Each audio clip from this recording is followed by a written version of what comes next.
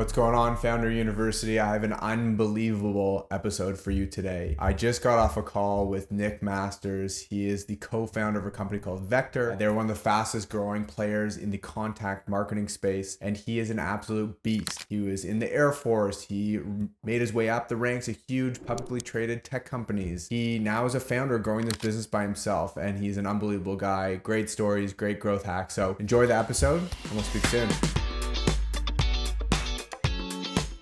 First thing I was going to say, which is funny, how we got connected, because we don't know each other and we've met one time before. And I've had some people on the podcast, I've had conversations founder to founder, and usually it's people that I have some relationship with, I've crossed paths with or whatever, but I just cold emailed you or cold LinkedIn DM'd you because I thought your profile was pretty unique, and we'll get into your background. I'm excited to hear from your side, but yeah, thanks for answering my cold email and welcome to the podcast and the conversation. I'm excited to chat. No, me too, man. And I resonated with that message, with cold messages as well as any, timing is everything. And so, we were in this moment of just trying to figure out how we can, build our brand, both personal and business related brands at that moment that we were launching new products. And so, when you sent something out, it was, incredibly win-win for both of us, right? This is an opportunity for you to get a potential guest, as well as being able to schedule something for your podcast, as well as me being able to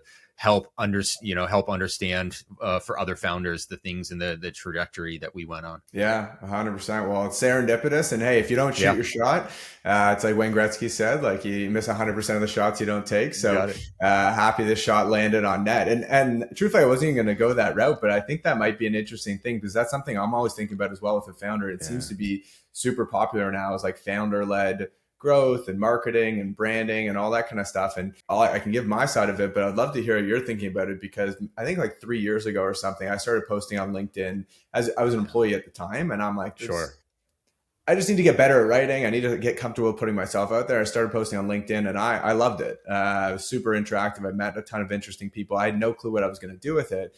Now that I'm a founder, there's huge benefits to having that network and brand, and truthfully just like comfort of putting it out there. There seems to be this trend of founder-led branding, founder-led marketing, and sort of being a voice in public. From your side of it, is that something, or maybe you can walk me through how you think about that, if you're doing it actively, because something that the Vector's focusing on, or what do you think about that sort of strategy and approach? You're not wrong at all. One, we are focusing on it for sure. And the reason why we're focusing on it is not because we're trying to reverse engineer the LinkedIn algorithm or try to like find any loopholes that are going to get you much more impressions. It's honestly just because the things that do well in the founder-led, acts, right? Founder-led marketing, founder-led sales. The reason that does well is the founders should be the ones who are the absolute experts in their business, right? The absolute experts, not only in what they're building, but the problem that they're looking to solve. And if you are an expert there, you are naturally going to create valuable content. And that could be content for your prospects. It could be content for other founders.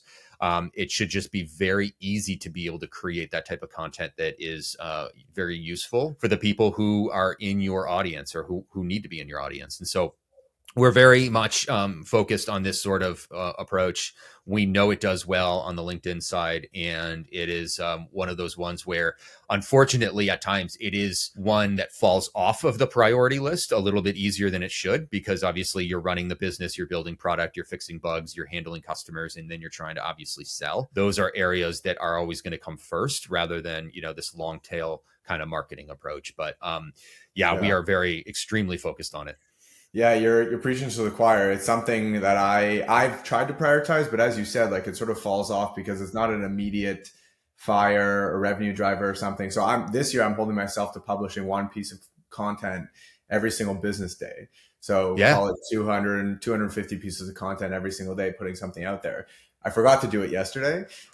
Usually I write stuff on the weekend and then I just schedule them for the week, but you're right, it's something that sort of falls to the wayside. And for my side of it, and I'd love to hear like how you're holding yourself accountable, or how you're thinking about the content. Like, is it all written in LinkedIn? Are you guys doing video? Are you investing in podcasts? Like what is the strategy in terms of like output? Do you have it formalized, or sort of informal? And then like, what are do you have KPIs and goals associated with it? Or how do you think about that investment? Because there's a ton of time and effort is what I find. And you're sort of throwing it into this goodwill category of like, hey, this is going to pay dividends eventually. But do you guys track it, or do you put numbers associated with it, or how do you guys think about it? Yeah, all good questions. And your channel, I'll start with your channel question on how we're like just doing it in general. We are certainly thinking on like a normal marketer would think, which is like this omni-channel approach, right? We're going to do some images, we're going to do carousels, we're going to do video, we're going to do text only. And so we're just pushing as much valuable emphasis on valuable content as possible. I see, as well as I'm sure you and everyone else listening, just there's so much junk that gets pushed out, so much self-promotional junk that gets pushed out on LinkedIn and any other, social media platform, that it should be hard to write valuable content. It should not be easy, and it should be something that you are very, very thoughtful about. And you should be proud about what you're writing, how you're writing it, and who you're writing it for, because there are times where what you think is very obvious is not obvious to the people you're writing it for, right? Hence the founder-led stuff, because the founder lives and breathes this company every single day, and they're dreaming about the things that they're solving and the things that they're building. And so it should take a lot of time for you to actually put the right words on paper and then go do it in a multi-channel approach, whether it's through video, through product demos, or through some sort of image that is going to attract attention. Obviously, there are some A/B testing type approaches where you are trying to figure out what impressions are going to get the most eyeballs when you are trying to think about what assets you're going to deliver. And so we are probably putting a little bit of KPIs, very soft KPIs for it right now. The number one KPI is like just frequency, just get content out there that is valuable. Yeah. And whether that's on a daily basis kind of KPI, or maybe a certain number per month is really where we're kind of focused on. We have noticed a very anecdotal attribution of when we post something product related, a new feature drop, a new release, a new case study from a customer, that definitely yields inbound traffic. And it is something that does not shock probably a lot of the listeners right now, that if you are out there trying to understand how you can benefit your audience and you're sharing something that you've done or your customers have been able to do, you're going to get traffic. And so that's just a matter of being able to find the frequency that matters to get those people's eyeballs on the case study or the actual value prop that you're positioning. Yeah, that makes sense. And so it's interesting. So from my side of it, I kind of struggle with this because you see LinkedIn specifically, and I don't know if you've seen this, but all the fluffy, feel good posts seem to pop off and get all the traction and all the likes and the comments. And last year, I usually just write whatever I'm thinking, whether it's a sales strategy that we did or a problem that I ran into or learning that I had. Yeah. And those usually don't get the best traction. I don't know, they get 2,000 to 5,000, 10,000 views or whatever. But if you go and post something fluffy that for the most part is bullshit, it seems to pop off and get all the views. And I've sort of struggled mentally. And for a quarter last year, I focused on writing that fluffy puff piece stuff. And it felt really dirty to me. Like it didn't feel right. Yeah. But the metrics are amazing. And I'm struggling with like, hey, do you chase the metrics or you chase the voice? This year, I'm going straight voice. Is like, I'm just going to post what I think is interesting. And it's into like last week, I think on Friday, I posted about a campaign we ran in December, and we've seen huge returns on it. We saw like a 12x return already on the campaign. That's and great. I posted about it and shared the idea. I think I got like 1,900 views. Wow. And I'm like, why isn't this the one that's popping off and people are seeing value in? But at the end of the day, I think I got to stop because this is my sales brain. And I don't know if you struggle with this as well. It's like, I need to see numbers and I associate myself with numbers, where I think to your point before is like, I just need to focus on output and doing something that feels good to me and think that you're providing value and stop focusing on the results. I don't know if that's right or wrong, but I can't go to bed and sleep every night writing these puff piece that all my buddies are going to make fun of me when I go out for dinner with them. So that's where my head's at. And I'm very LinkedIn focused. And now with the podcast, can start distributing on YouTube and TikTok and short form and stuff like that. But I know I have to repurpose to Twitter. But it takes time and effort. Like there's just no way around it. It definitely takes time and effort. And I think that there's this internal turmoil that people have of like, do you play the hand you're dealt, which is like, I'm going to go be someone I'm not on LinkedIn or some other social media platform simply to increase the goal and the objective that you're trying to increase? Or are you going to just be yourself and hope that the value that you're delivering is going to be reciprocated on the other end? And there's just decisions to be made when it comes to that. And I think that there's a lot of good analysis you can do in questioning whether or not, hey, something did well. Can I replicate that? Or should I replicate that? Was it a tone thing? Was it an asset thing? Was it the actual content itself? There are things that you should ask questions about, but then there's also ways of saying, like, don't waste your time too much in trying to replicate and reverse engineer an algorithm, because I do think that LinkedIn has changed dramatically over the last few years, where they're trying to be much more like the B2C style social media. This is just my feeling. I have no evidence to back this up. I feel like the weekend posts are actually getting a lot of impressions lately, right? Sunday mornings. I'm starting to see a lot of activity on Sunday mornings, when that was absolutely never the case. No one would either go on LinkedIn during the weekends, but now I think that they're being rewarded with a lot more impressions on weekends because they want to be a 7-day-a-week platform. And so I think that having it crossed my mind. I was just like, people go on LinkedIn with this company and you go with it during the week when you're trying to waste time at work. But maybe I got to start posting on weekends. I know I'm out there like with a cup of coffee in the morning on a Sunday morning, with watching a movie or something like that when the rest of the family's sleeping, just kind of scrolling through LinkedIn. Now I have not yet graduated into the video consumption portion of LinkedIn. I'm not there yet. I don't know of many people who are, but I know that the video kind of stuff, the vertical video stuff, is getting heavily rewarded too. Yeah, and they've been very public that they're pushing towards video. And I know, and we have a bunch of clients in the space, and they run LinkedIn agencies or ghostwriting agencies, video content agencies, and they're like, hey, you have to do vertical video on every platform: YouTube, Meta, TikTok, and LinkedIn. Like, that's just what everyone wants to do, and it makes sense. Like, people are visual learners and consumers. Like, it's easier to watch something than read something. So you got it. It'll be interesting to see how it plays out. But it's interesting to hear from another founder, like, this is on your 2025 growth strategy, which it is for us as well. Is it going to be successful? TBD. But I think if you don't try, you'll never know. You got it.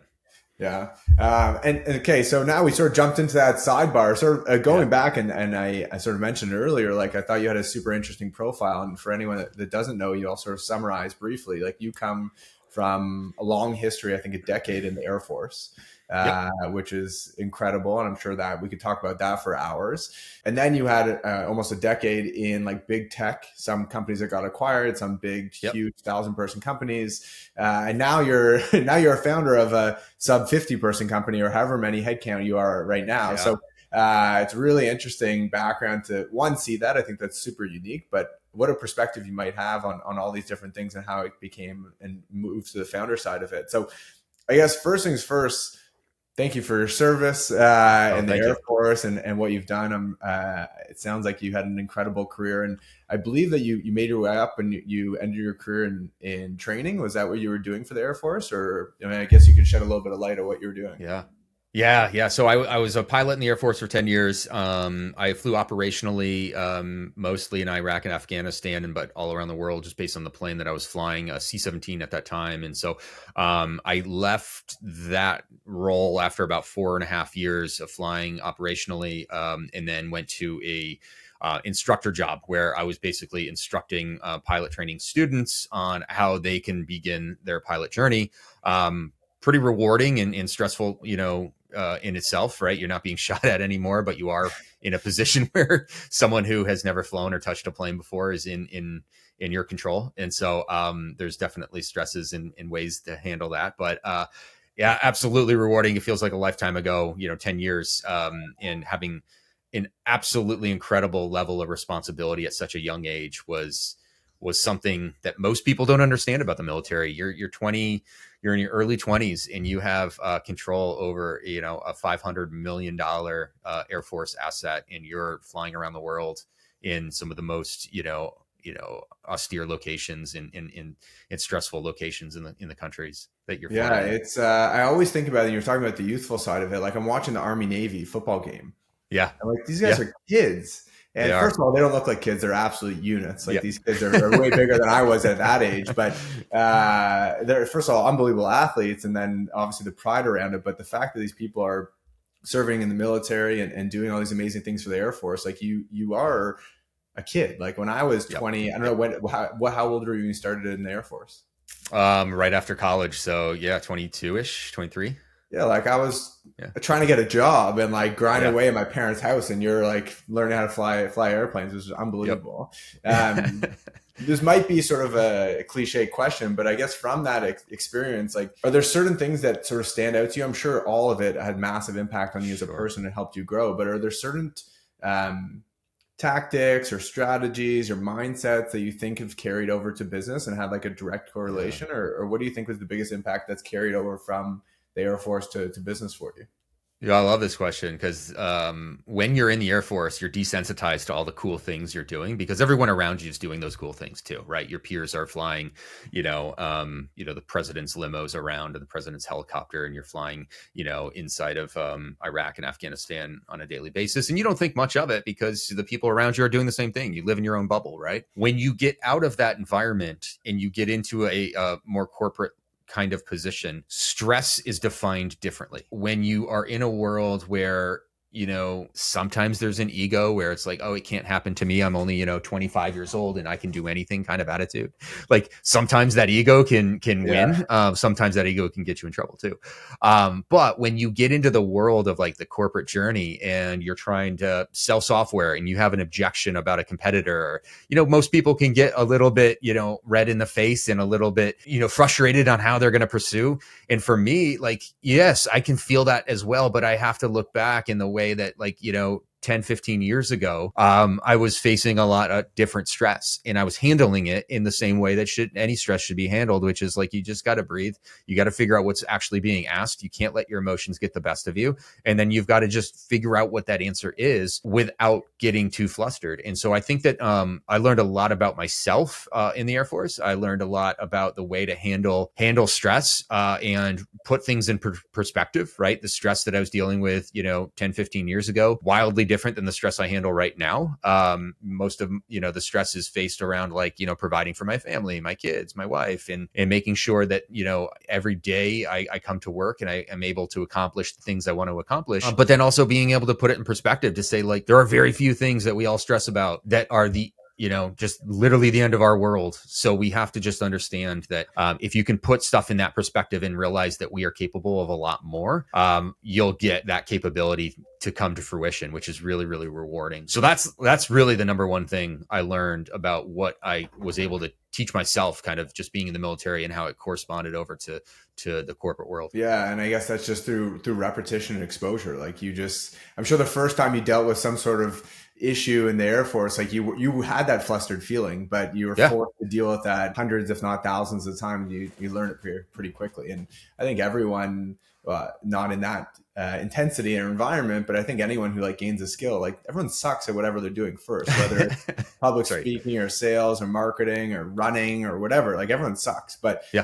have to have repetition. You have to be exposed to it multiple times and hundreds of times to be able to be comfortable with it. God. But yeah, huge competitive advantage coming out of that and being like, hey, selling a SaaS platform for $100 a month is irrelevant in the grand scheme of things. And you got it. I find this for myself as well, as like, I'm so laser focused on certain things that you sort of have to take a step back and look at the big picture. But if you're exposed to the big picture and the big world first, like that's always your sort of baseline compared to what you're doing on your day to day. So that's, it makes a ton of sense. And it sounds like it's been a huge benefit for you. Putting things in perspective, like if you can take a step back and say like, what is the worst case scenario in this thing that's stressing me out? If you can be honest with yourself on like what that worst case scenario, the absolute worst case scenario.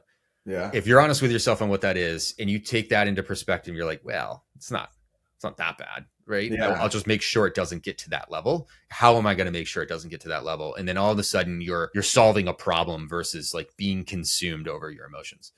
Yeah, it's such a logical way to frame it. But when you're in that moment yourself, and I'm just thinking about myself. Like a year ago, I decided to start my own company. And when I was doing that, I was sort of going through this process of like, oh my God, like I'm not going to have a salary. I'm going to have to, all the stress is on my shoulders. Like, am I going to be able to do it? Are my friends going to judge me? Am I going to be a failure to my wife and kids? And it's like, in that moment, it was like, it felt like life or death. But Yeah. when you take a step back, and my sort of thought process, and I don't know if this resonates with other people, is like, if I don't take this chance, one, am I going to regret it? But two, if I do take this chance and it fails, what's going to happen? I'm just going to be 6 months down the line in the exact same, or a year down the line in the exact same situation I am right now. So yeah, it's very easy to like talk about it in past tense, but in the moment, it does feel super intense. But I think your point about just like taking a step back and figuring out what really matters is so important. It's a good reminder to me, because again, like I'm fully focused on this and the decisions in my business now, and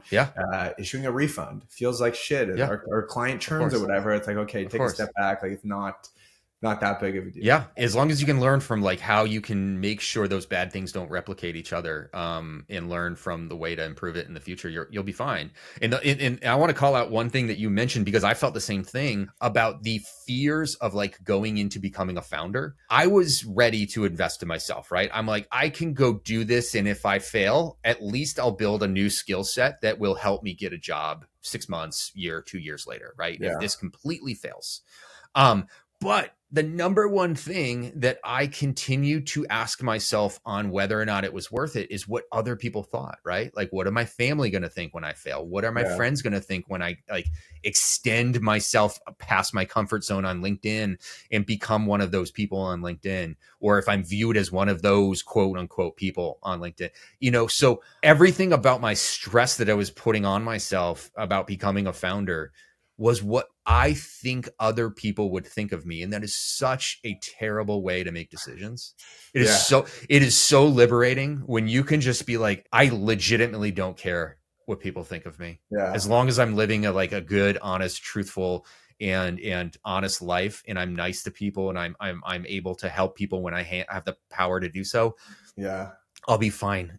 As long as I'm not an asshole, like, just go live your life. And if someone wants to judge you, they're going to judge you no matter what. Just go do it. It's human nature, right? Same thing with me. I didn't announce my new company to friends or publicly until I had my first paying customer. And I did that to save face. Like, that was a fully selfish decision, but I think it's human nature. And you see it in society when people wear fancy clothes or fancy watches or drive fancy cars. Like, maybe you can justify and say you're doing it for yourself, but you want to project who you are and your wealth or your status or whatever. You want other people to see you in a certain light. And I think it's human nature.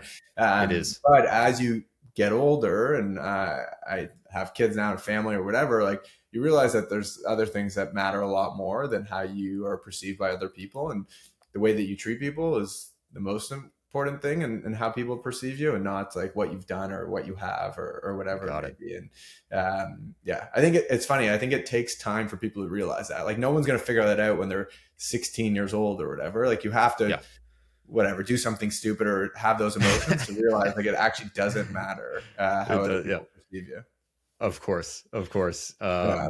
That's it seems like we're on the same page there as these wise old heads with kids in the tech world. But it makes a ton of sense. And sort of going backward, I'm interested to get your take on this as well. So when you graduate, or when you left the Air Force after your 10 years there, what was that transition like? Like, for me, and I'm thinking about coming out of school, I graduated with a business degree, had to figure out what the hell to do. Like, I was in over my head trying to figure out how to get a job, what industry do I want to work in, because nothing prepares you for the working world.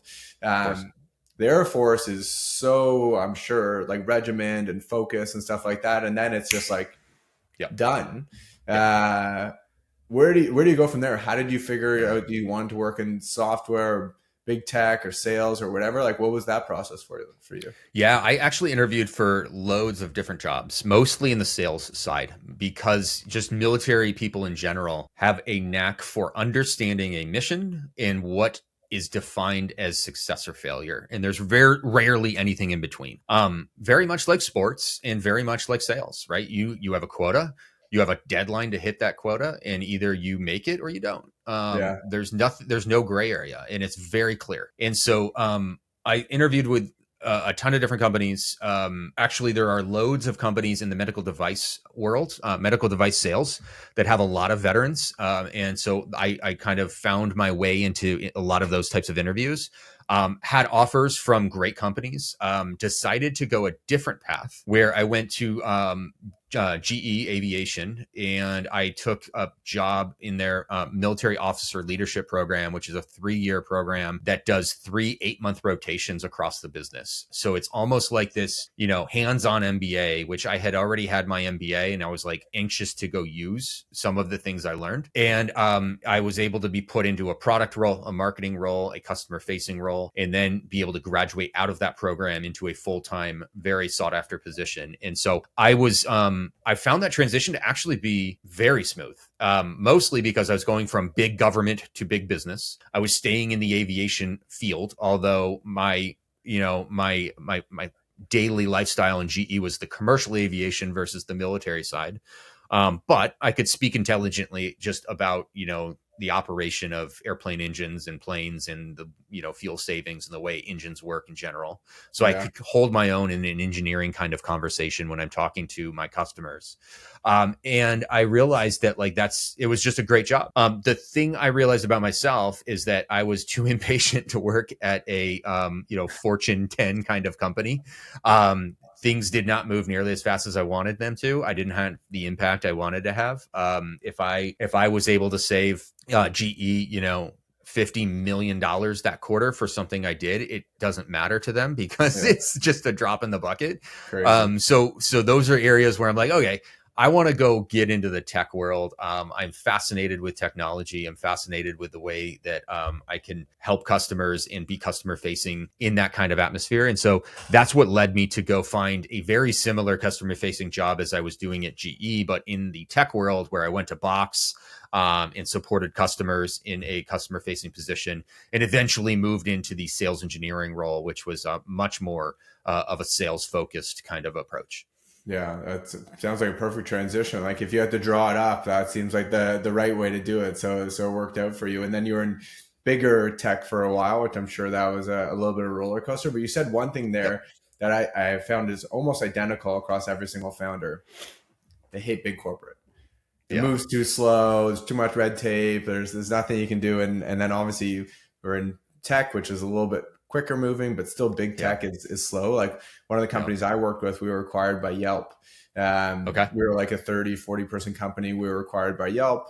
The next weekend or the weekend, we all went to Vegas. We had a party. We had a huge celebration. And then we woke up on Monday and we were all Yelp employees. And we're like one of 3,000, 4,000 employees, or whatever it may be, publicly traded company. And I was there for 2 years. And I was sort of, to my mindset, I'm like, hey, I'm going to soak up as much as Silicon Valley has to offer and these big tech companies. I realize that they don't know shit. It's pretty much the exact same thing as any other company. Like everyone's just trying to figure it out and grow as best as possible. So I was there for 2 years, but it's the same idea. It's like things didn't move. No one really cares about you. Everyone's sort of a number and comes in and out. And I always gravitated towards like smaller companies where you can have an impact. And now running my own company, having everything fall on my shoulders is something I'm excited about. But I'm excited and sort of skipping forward here to the vector side of it, because there's two things that I really wanted to learn from you, like selfishly.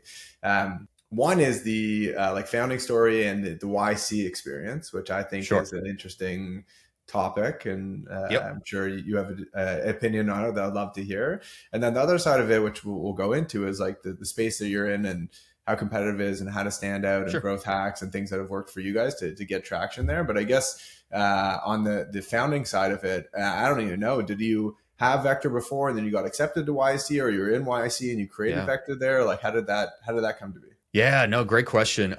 So I'll go all the way back into the Drift days. So after I was working at Box, I was one of the leaders on the sales engineering team at Drift, where myself and the VP of sales engineering, my co-founder, and I were leading that team. And we were daily working with, CMOs, VPs of marketing, people in the GTM space, and identifying not only problems that they had that Drift could and could not fix, but then also people were having their own problems at Drift that we were just solutionizing, regular sales engineers just trying to build and tinker with things and trying to build things internally, trying to build things for our customers. And we realized that if we're going to go and contemplate all of these different types of, valuable solutions for other companies and other people, and we can potentially repeat that, why don't we just go figure out how to do this on our own? And so we were doing our normal Drift job We would break, have dinner with the family, and then we would go jump on Zoom together and just talk about the problems we saw that week, right? That day. What did you run into? Who was it for? How often do we run into this?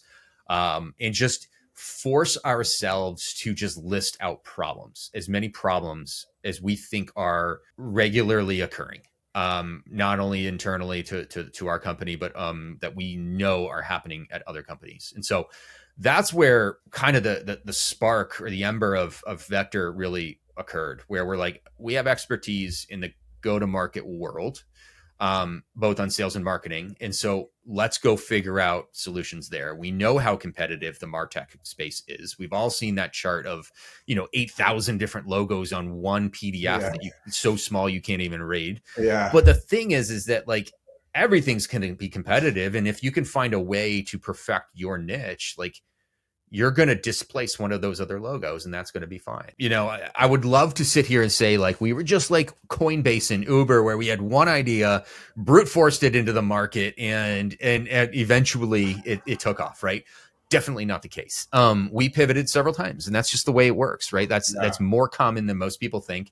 That is probably the number one thing I learned as a founder, how often pivoting happens, and how hard it might be to make that decision to pivot, and how many people wait too long and brute force an idea that they know in their gut is just not going to work. Yeah. And so the world that we live in getting into YC was actually, we applied with a completely different idea. We got into YC, and it wasn't long into our YC journey where we said, this just isn't for us. We aren't going to be able to successfully build this. And we sure as hell are not going to be able to build it in a 3-month accelerator program that needs to be able to show traction so we can go raise a round. What was your, out of curiosity, what was your initial business idea or approach that got you into YC to begin with? Yeah, it was a great idea. And if anyone's listening and that wants to go build it, please go build it, because I know it's still possible. So we wanted to be the benchmarking platform for sales data. And so if you think about, there's a company called Pave out there that is the benchmarking for salary data. So all of the HR systems. What's that? That's what I thought of initially, is like compensation and that kind of stuff. That's right. All of the HR companies take their information and they redact it, and they get rid of all the the personal information and all the PII, and they pump it into Pave, and Pave aggregates it and says, hey, companies of your size, of your funding, of your salary, they usually pay founding AEs and founding engineers this amount, or all different size of companies. And so now you have like a baseline to work with. And so our idea was like, what if we go do that, but for sales, where CROs aggregate all their CRM data, they get rid of like the actual names of prospects and companies, and they de-anonymize it, or they anonymize it down to the industry, right? So if I'm going to go sell to a project management software company, I now know that most project management software companies, at a $50,000 deal, they take this long. They usually need this many people. And I now know that I have to engage certain people of certain titles. Yeah. And so if I'm a new AE and I just got my book of business, I can go log into this company that is the benchmarking software of how I can start to think about the way to go attack my book of business. Who do I go pick? What companies and logos do I go use? And so now I can start to have an idea of how to build out that plan. And so, by being able to be a marketplace, great idea. It's just, unfortunately, you need data, and you have to promise something in the future, promise value in the future for somebody that's about to give you very, potentially sensitive data, depending on how it gets. Sure. Sensitive data because of like the customer exposure and the de-anonymizing potential of it, but also like competitive data. If you have this data and your competitor signs up for the software, like they may have exposure. It makes a ton of sense in terms of having that data, but you're right. It's sort of that, I don't know, yin and yang of like who gives first and gets what, and you have to get to a certain tipping point to have that information to be able to truly be valuable. But I mean, the closest thing that we have right now, Gong is very similar to that, right? Like they'll tell you the top 10 words that help get closing calls over the line, right? They don't tell you who they're from. They have the data. They're doing it very anonymously. I'm sure like Salesforce, but again, going back to the big company like Salesforce or HubSpot, like they could do this. Of course. it's such a Of course. small part of their business, or would be such a small part of their business, just not even worth it. Yeah. But yeah, those guys, like the CRM companies, obviously have that data, but it's not that Yeah. valuable to them to pump that out. Maybe it is a feature they Yeah. add down the line, or maybe they even have it today. But yeah, it sounds like it sounds like a worthwhile project and idea and value add. Yeah. You're right. It sounds really, really hard to accomplish. And I guess the pivot worked for you guys from that to this, but you're not the first company or the only company I've heard that got into YC with a completely different idea and came out with with another one. Yeah. But yeah, and then so from that experience, so from a YC experience, like what was your take on it? Was it Yeah. like the sort of dream that they make themselves up as online? And I think the interesting thing with YC is like they fund, I think last account was like, I don't know, 300 or 500 companies a year or something like that. Yeah. And I don't know, 2% of them like make it out of like a 2-year span, and you guys are past that. But what was that YC experience like? Was it sort of you just get the check and sort of the stamp that you're at YC, or operationally and influence and intros and stuff like that was part of it? Yeah, a little bit of everything. We also were the last remote YC batch in winter 23. And so because of that, our approach was different, right? I would not have been able, my co-founder would not have been able to go participate in YC with the families and the experience and the levels that we're at right now. We would not be able to just uproot and afford to go live in YC, go live in San Francisco for 3 months. So for us, it was very opportunistic that we got accepted into the batch that we got accepted into. And we got accepted in a way that we could travel out there every now and then, go meet people who are already living in San Francisco, or by their own accord moved out to San Francisco just because they wanted to be in that space. And so for us, it was a little surreal. We had not one line of code written, which a lot of companies don't. We had an idea and we wanted to validate it. And so we applied to YC simply because we thought they would give great feedback when they denied us. I'm like, hey, cool idea. Go flush it out and call us later. That's what we thought we would hear. Right. And so we got an interview. It went as okay as an interview could be. I don't know if anyone knows about their interview process, but it's literally 10 minutes and there's no small talk. It's just straight into questions. And so that 10 minutes flies by, you look at each other and you feel like you got hit by a bus. And so we heard back and said, hey, we want to do another interview with a different set of partners. So it means that probably it wasn't the best interview, but it wasn't a disqualifier either. And so we had a different set of partners. We did the same type of interview, different questions. And that one felt like it went a little bit better. And after a few asynchronous, kind of messages here and there, we learned that we got accepted and we had to put it in notice. We got the VP and director of sales engineering at Drift putting in the notice on the same day because we're about to go start our own company. And it was, that was incredibly surreal. It was unbelievable to be able to do that. And that was the moment where we said, hey, we're going to take this big risk. And if it works, great. If it doesn't work, with the statistics, the statistics are not in favor as a founder. So if it doesn't work, then okay, cool. We got another thing on the resume that will have a skill set that'll help us land even a better job, right? And so that's when we got to YC and we realized, we were not the typical YC founders. My co-founder is a self-trained developer. In the eyes of the traditional YC founder and the partners there, that is not a real developer. It's somebody who is a hobbyist, even though he's built incredible things. And so we had to live the life of being able to understand, listen, like we are leaning into our strengths. We are good at selling technology. We understand how to talk to customers. We understand how to build pipeline. Let's lean into that and let's go use that when other founders who don't know how to do this stuff need help. They'll give us technical help. We'll give them sales and go-to-market help. And it was actually a really, really fun way to build relationships with other batchmates. Yeah, that's super interesting. And they're infamous for these 10-minute interviews and making decisions, which is a wild concept that one of, if not the most successful VC firm in like SF history makes investment decisions off like a 10-minute interview. But I'd love to go through that experience just to see that, because that's sort of a historical thing to say that you've been through that. Which is awesome. I don't know if you could share the questions after, but it's interesting to hear what that's like. And the other question, we'll sort of go into Vector now and the growth strategies. So I'm super interested to get your take on that. But I don't know if you can share this. Yeah. Are there standard YC term sheets? Like, what was the offer, Mm. anyways? Yeah. So it's standard. I think they might have tweaked it since we've been, but it's $500,000 and it's done on a two post money safes. And so those who know about safes know that there's different ways to configure those safes. One's a no cap, and then one's like a cap. And so and then there's different just constructions. It's just a standard offer, so there's no negotiation. They just say that take it or leave it. Most people Yeah. take it, and that's And what we at did. what valuation? At 500 for what? So they take about 7% right off the top, and then they have the opportunity to take another give or take 3% when you go raise your additional rounds. And so that's one of the little small stipulations in the safe that basically they're going to end up with most likely just shy of 10% when Yeah. it's all said and done.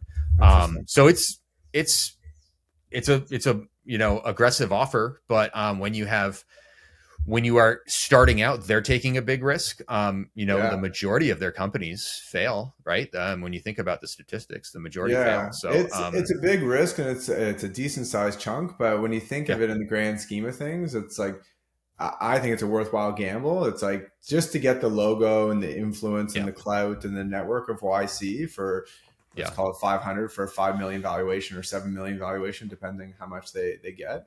Um, yeah, super interesting. It's also interesting. Like they're kind of the big bully. They're like, hey, in 10 minutes we're going to like you or won't like you, and here's our marriage yep. proposal. Like take it or leave That's it. right. Like, there's no That's right. negotiation, no back and forth. But hey, it worked out for you guys so far. And have you taken on additional funding? Or are you guys trying to run profitably, or what's the current status? Yeah. So what we did is during our pivot during YC, we ended up pausing a raise. Most people raise their seed round after YC. Some people pause and go flush out the rest of the way that they're going to handle their business.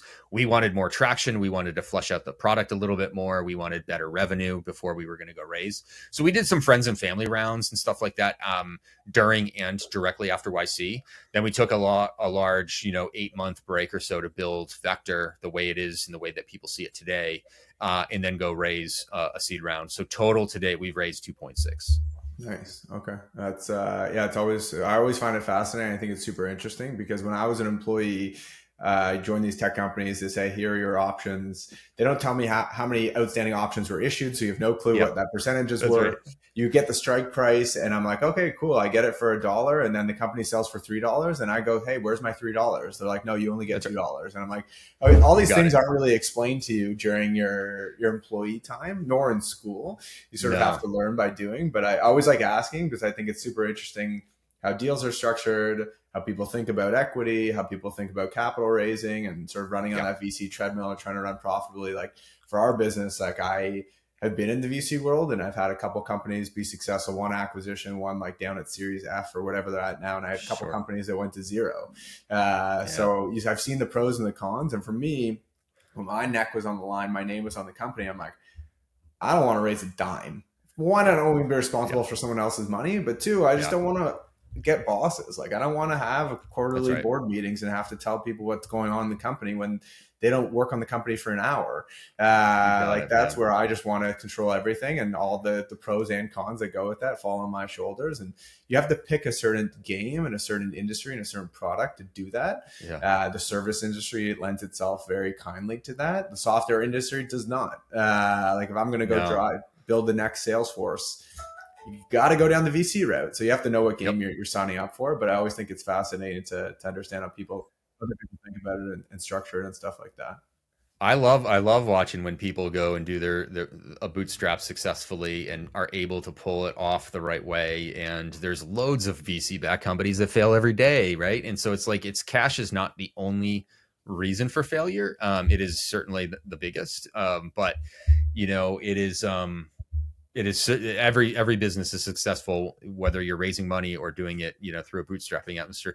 I know I had an incredible learning curve when I started being a founder, just around the differences between safes and convertible notes and what an MFN clause is and pro Yeah. rata and preferred shares versus common shares and how that works with dilution. There's just so much to learn. Yeah. I'm like, Well, the crazy thing is the people on the other side of the table, this is what they talk about and do all day, every single day. On your side of the oh table, yeah, you trying to deal with negotiate with a this. VC. Yeah, you deal with this once or a couple times in your career. So you're coming at it from a very unfair advantage. But if you find the right partners, like they're not going to try to take advantage of you. If you find the wrong partners, that's the trick. That's the just trick right a tough situation to be in.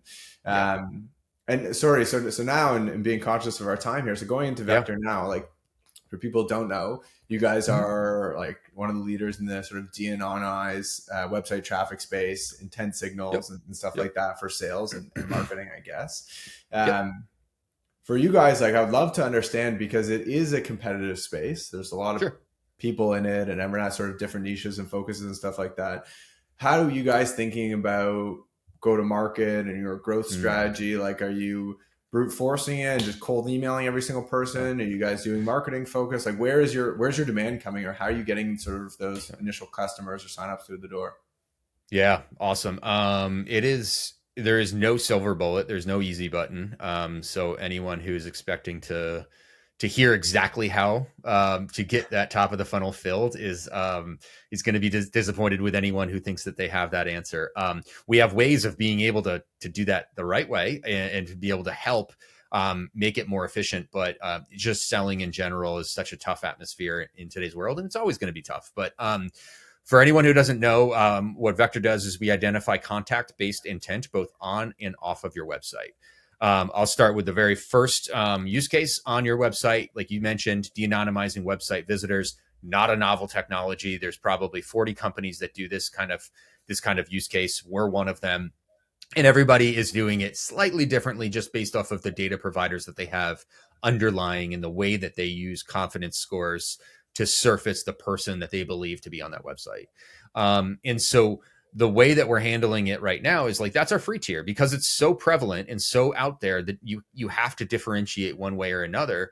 That is the free tier. And if somebody wants to try Vector, they can completely use that in by taking our pixel, putting it on their website and de-anonymizing an unlimited amount of people who land on their site and then handling it however they want, right? What do you do with that information? It's up to you. Do you want to send it to your CRM? Do you want to put it in Clay? Do you want to just score people for watching them and seeing what they're doing? And do you want to only look at people who are landing on your pricing page or booking a demo and handle people like that versus the ones landing on your landing page? Loads of different strategies that people can handle. And we've seen some great in very creative ways with our customers to be able to do that. Are most people in the industry, is that free across the board or are most people still charging for it and you guys are just taking a different strategy with it? Because as you said, like there's probably 40, I know 5 of them off the top of my head. Are people charging for that now, or is it sort of now a decommoditized or it's a commoditized service, and now free is just the easiest way to sort of get people? No, every other one I know about is certainly a charge. Really interesting. It's a great idea, and it's a no-brainer for any business, especially if it's free. It's like, hey, would you want to know who's on your website, what their name is, their email address, LinkedIn, whatever it may be? Like, sign me up. That's right. Okay, so that's top layer, which is hugely valuable. Truthfully, I didn't know you guys provided it for free, so I'm going to set it up on our website right after this.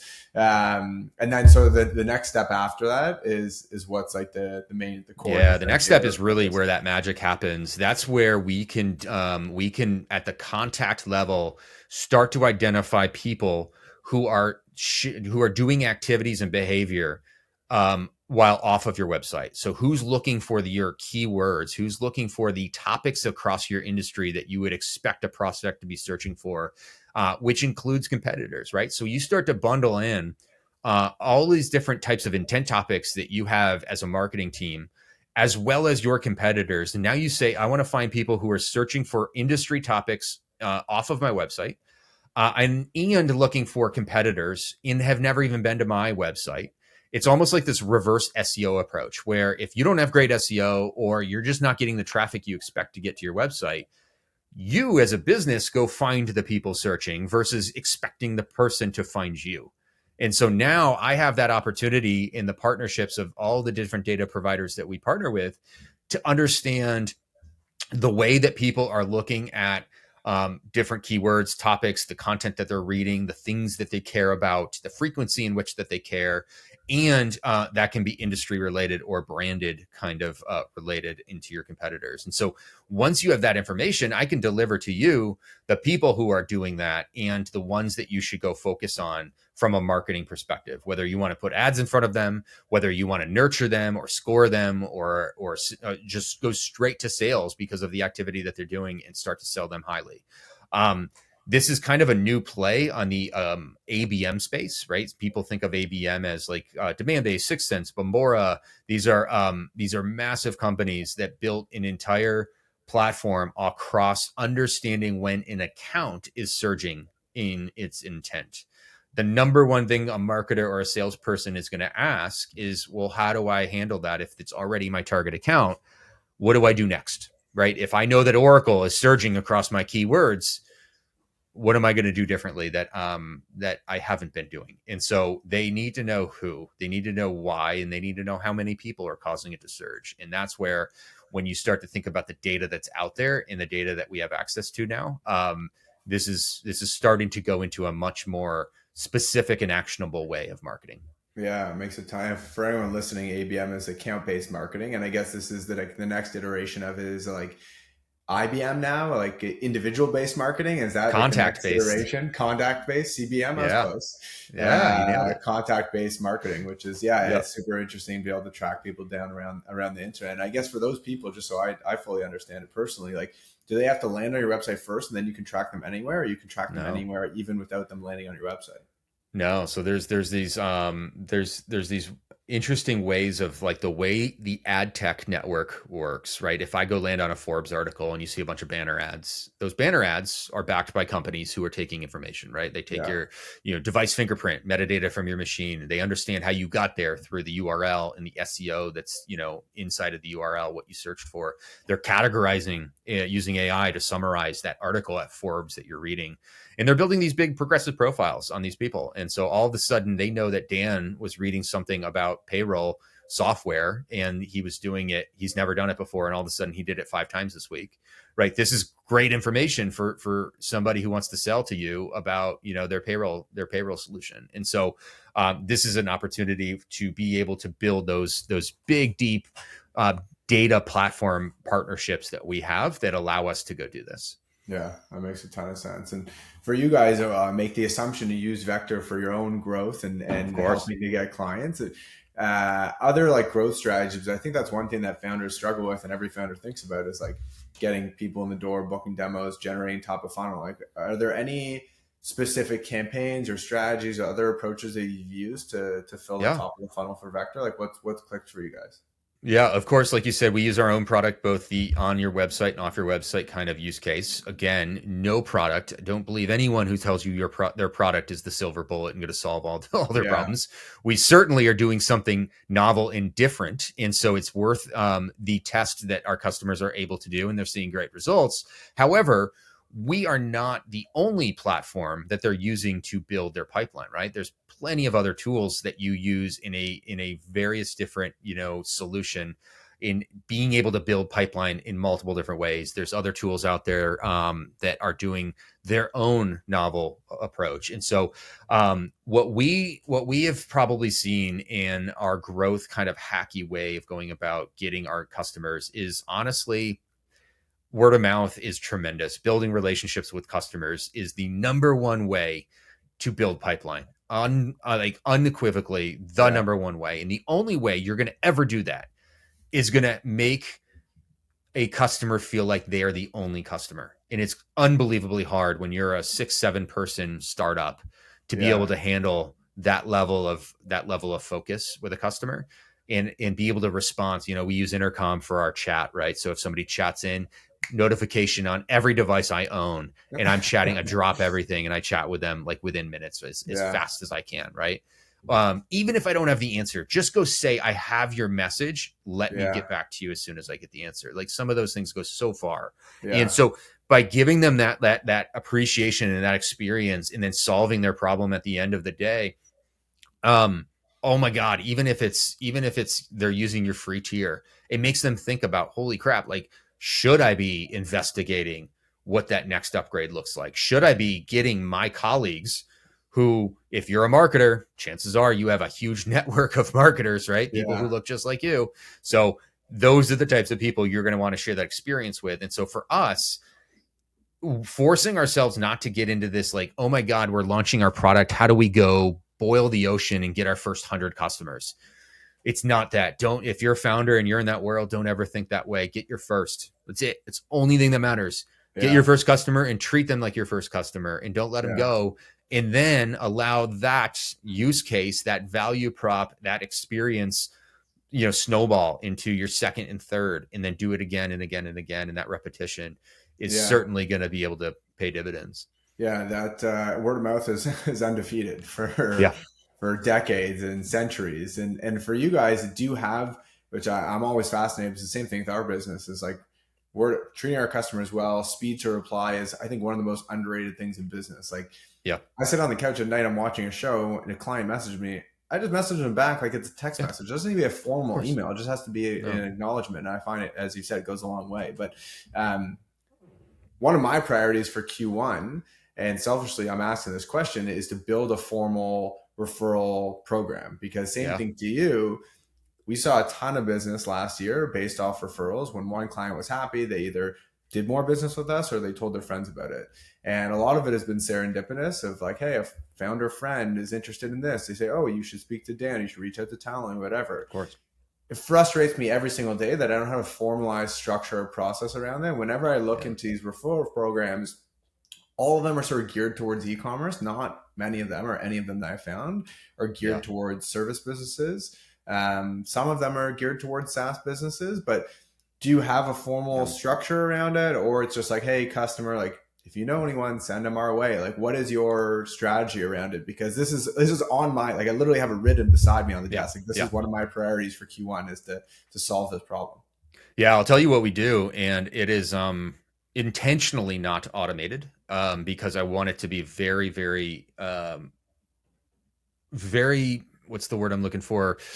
Intentional, just the way that you go about it. And so let's say you just solved a big problem for a customer and they are on a high, right? Like, now this give to get that we all learn about in sales, like, it's there, right? You've just given them something, they're ecstatic about it. Chances are they'll try to reciprocate. Hey, can I do a case study? Hey, can I give a G2 review? Or can I do something like that? That's where you have to have something in your hip pocket, where if you know you're about to go delight a customer, go do your research beforehand and go see, where did that person work before, right? Did they work at a target account that you want access into? And don't ask for access into that account.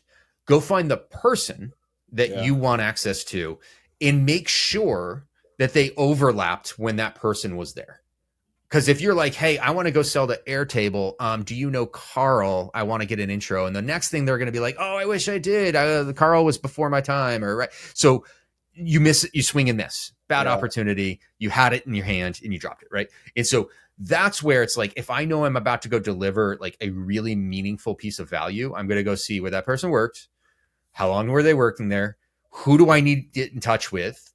Is that person still there? And was there an overlap, right? So if I'm going to go sell, and if I'm going to delight the demand gen person at, company X, and I know that they were at company Y, I'm going to go figure out who was on their team during their tenure. And then I'm going to ask for probably 2 or 3 people and be like, hey, can you give me interest to these two people? Yeah, that's a great, like, very specific tactic. And it's very manual. But if it's manual and strategic and targeted, like, it's going to hit well. That's an interesting idea. I don't do that now. We really speak to our current clients and ask for references to their network. But looking back to where they worked or companies they worked with, like, that sounds like actually. And notice idea. Like, nothing I said in that kind of exercise has anything to do with LinkedIn connections. Don't use them. Like, stop asking people for, like, hey, do you know this person because you're connected?